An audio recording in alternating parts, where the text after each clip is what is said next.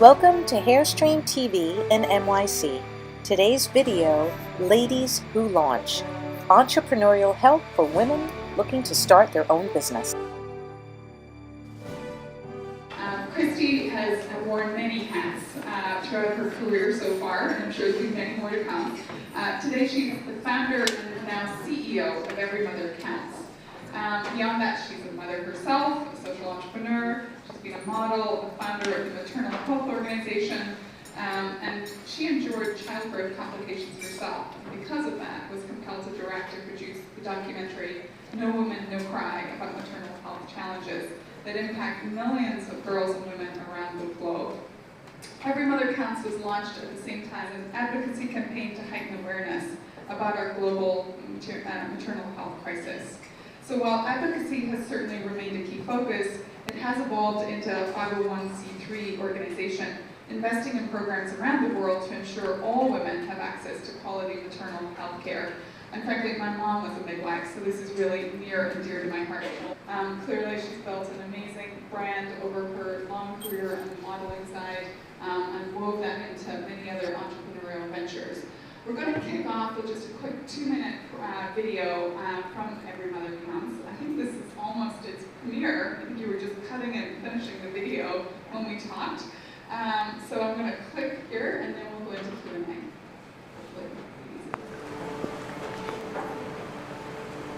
Every Mother Counts was born out of the need to improve maternal health and reduce maternal deaths.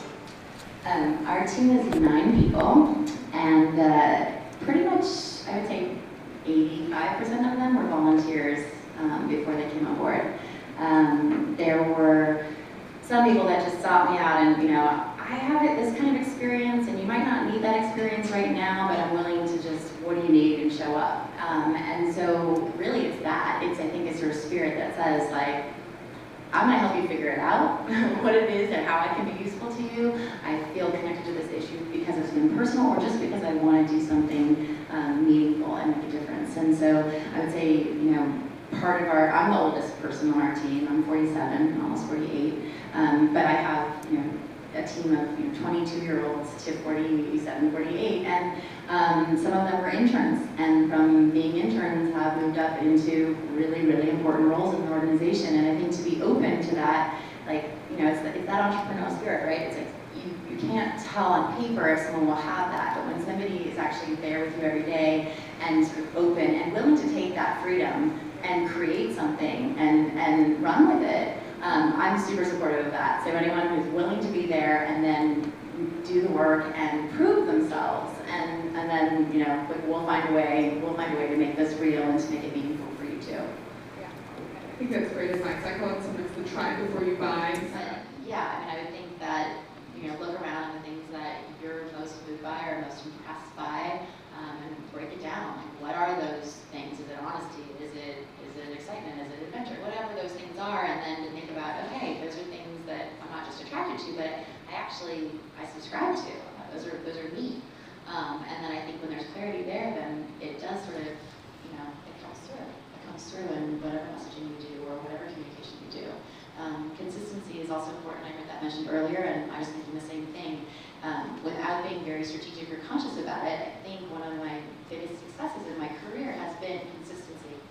And that feels good, and it feels accidental, and yet when you break it down, probably not connected to this issue because it's been personal or just because I want to do something meaningful and make a difference. And so I would say, I'm the oldest person on our team. I'm 47, almost 48. But I have, a team of 22-year-olds to 47, 48, and some of them were interns, and from being interns have moved up into really, really important roles in the organization. And I think to be open to that, it's that entrepreneurial spirit, right? It's like you can't tell on paper if someone will have that, but when somebody is actually there with you every day and sort of open and willing to take that freedom and create something and run with it. And I think it's probably helpful for everyone here to know that it hasn't always gone right. So I don't know if you would mind sharing with us maybe a moment of failure or something that you've seen happen along the way. And what did you learn? What would you do differently next time? I don't think I would do anything differently. I think that's important because I think all of those learnings are are what bring us to where we are. But I would say those couple of businesses that I mentioned before, just leaving a career, or I didn't fully leave it, but leaving a career to try to do something that I really felt passionate about, that I felt like I could really prepare for, because I kind of fell into my first career. I felt like something that I was consciously choosing and wanting to build and to grow. I learned so much about myself in starting those two businesses, but I did them at the same time.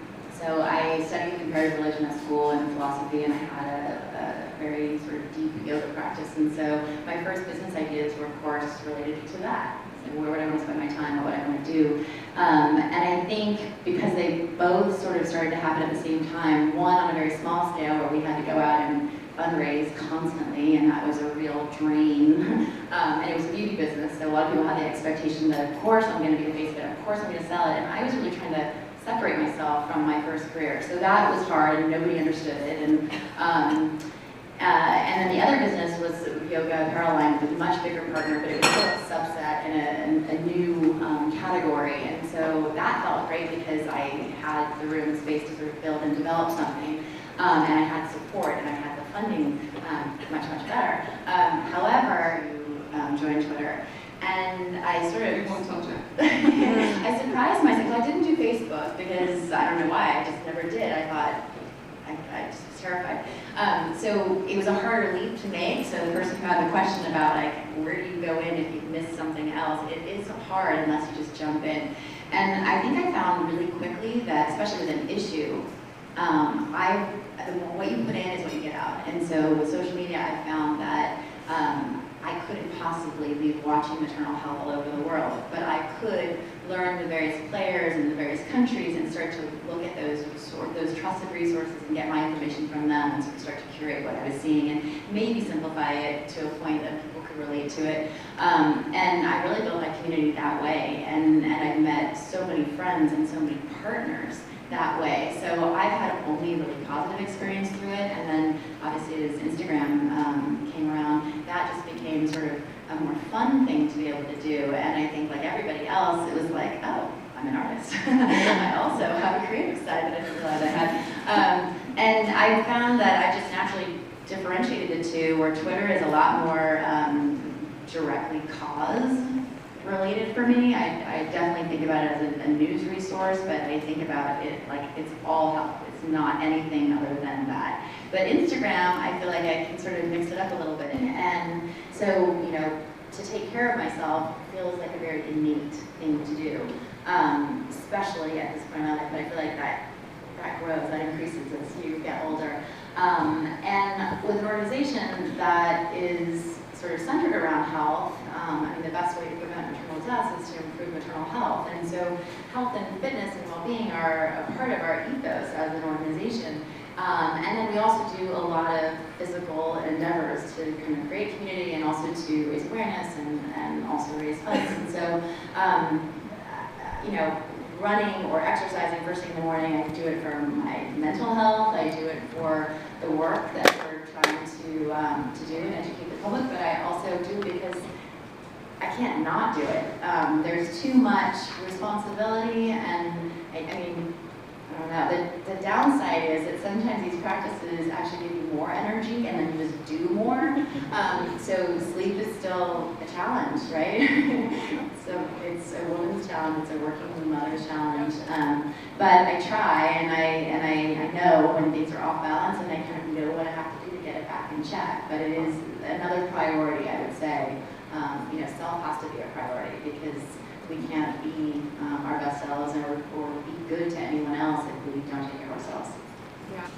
I think of myself as a patient person with a lot of things, but I'm not as patient with myself.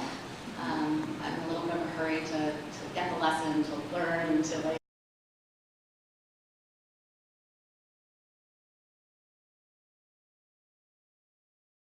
There's so many ways to engage. So between Twitter, Instagram, Yelp, Pinterest, the list goes on.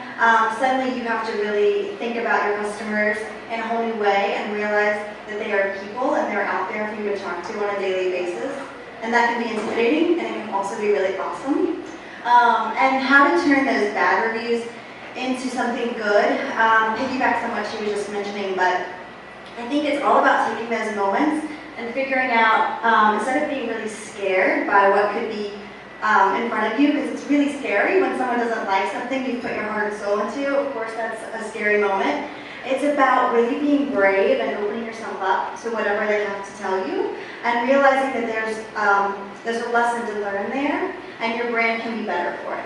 So for me, obviously, I make stadium-approved handbags.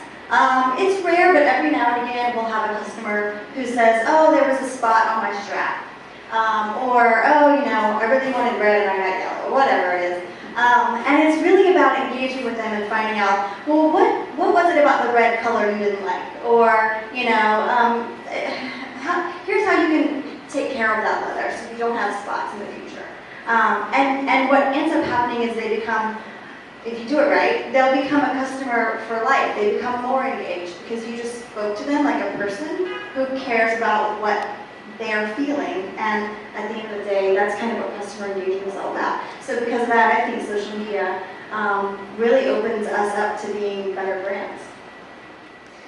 What are some affordable and relatively easy to implement ideas our audience can take back with them today so they can start engaging their customers? I'll go first. This one's pretty simple, and I'm hoping it'll be as revolutionary for you as it was for me. Budget, time, all these things are in short order. We're talking a lot about customer engagement today, so my tip is this. Go home tonight and write out those emails that you know you're going to be answering over and over again. So if you know you're going to have retailers messaging you and asking you for a live sheet and wholesale costs, or you know you're going to have someone asking you, what's your shipping situation, what's your turnaround time, or whatever those questions are that you either have already gotten over and over again or you know you're going to get over and over again. Go home, sit down, get a positive mindset, write those answers as happy-go-lucky as you can possibly be before it comes up, and then save it as a signature in your email. And every time someone emails you with that, you've got a copy and paste job ready for you. I mean, and you can still, of course, personalize it as you go, but it has saved me so much time. I have it for my wholesale orders, I have it for my individual orders, I have it for people who want to be interns, people who want to be brand ambassadors. We've got that message crafted and ready to go out the door, and the beautiful thing about that also is anyone who joins my team gets access to that. When we think about the mission of our firm, it's to grow markets. And we have our philanthropic work and our work in our urban investment group, so everything that falls under impact investing portfolio is thinking through how do you support communities in terms of economic growth. So we're really tying what we know as the mission of the firm to what we do in terms of our commitment to the community. And we did a lot of research, and as Sarah mentioned, it actually started that it launched a program called 10,000 Women. It was a research report called Women Hold Up Half the Sky. And it landed on our CEO's desk, and the premise is that if you invest in a woman in an emerging market economy, and this is certainly consistent with Grameen's history as well, that will literally over time impact GDP. So not only can you philosophically, I'm going to assume we have shared bias in this room, philosophically believe in the importance of investing in women, but you can also literally quantify the return on that investment at an economic level. So we launched a program called 10,000 Women in 2007, and we reached women entrepreneurs from over 48 countries: Rwanda, China, Brazil, India, Afghanistan, Egypt, so a whole range of different regions, and taught entrepreneurship to existing entrepreneurs across the globe. The only requirement on the part of Goldman Sachs, because we're a quantitative organization, was to measure every single business owner that went through the program so that, again, we could articulate the return on that investment. And the women were growing their businesses, again, so similar to what Grameen finds, at such an accelerated rate than what other people thought was possible in terms of hiring, mentoring other women in their communities, etc. So we then did a study and said, what would you do if you brought this program or something like it into the US and UK? And it turns out that if you're an entrepreneur in New York, or if you're an entrepreneur in Kigali, Rwanda, you need access to education, you need access to capital, you need access to business support services and wraparound services. So that's what incubated 10,000 small businesses And here, don't hate me, we're co-ed in the United States. We serve men and women, but we're 50% female. But we work with both men and women entrepreneurs. Business owners can essentially get a mini MBA at no cost. It's a competitive application process. If you're accepted into the program, it's completely free. And what I love about it and what I've learned from entrepreneurs is you're not studying how McDonald's became McDonald's. You're studying everything you learn in the program, you immediately apply to your business, and you're your own case study as you go through the program. And then you can also, or separately, apply for capital. And since we're not a retail bank, you can't go to Goldman Sachs ATM and take out $10. We lend to community development financial institutions, which lend to businesses who aren't necessarily bankable from their local community bank, and they in turn lend to small businesses. These women, they have a 99% payback rate. So we have given out $500 million to more than 80,000 women across the United States. And we're able to achieve this, high payback rate for a couple of reasons. First, we use a peer lending model. So if a woman wants to get a loan, she finds 4 other women within her community that also want to receive a loan. And so that forms a group of 5. And then they go through a week's worth of financial training, and then they are able to take out a loan. So they then pay these loans back on a weekly basis with 25 to 30 other women. So it's the same women every week, same meeting. So this really creates a peer support system. We know entrepreneurship is not easy, and so this is a really great support system for them, to support each other. Additionally, we really provide small, bite-sized loans for them to get started. Our maximum first-time loan is $1,500. They take that out on a 6-month term. They pay that back weekly, like I said, at those meetings in person. And at the end of that 6 months, they really feel this sense of financial achievement and that they can really do this. So it's really a confidence booster. So why do we? And then they're actually eligible for increased loan sizes after that. So why do we feel it's important to invest in women? Well, we see women as economic engines of growth in the United States. With so many new businesses being formed by women, small businesses is where job creation is happening in America. So, for example, here in New York City, if just 1/4 of women-owned businesses, so 1/4 of women-owned businesses who are just solely operated by one person, if they were to hire 1 additional employee, that would create 94,000 jobs in New York City.